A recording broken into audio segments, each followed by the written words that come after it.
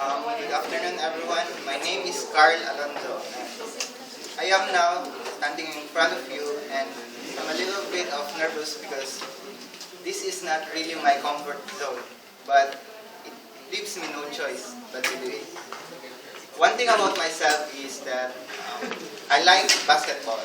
I like basketball since I was a kid, and I'm not really that good, but I'm working myself off to be better.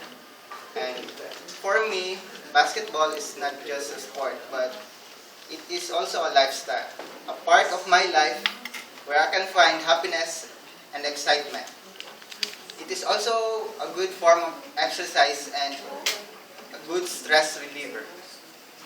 And it keeps our body physically active. And as far as I know, keeping our body physically active helps our brain grow. And so do basketball. That's all then.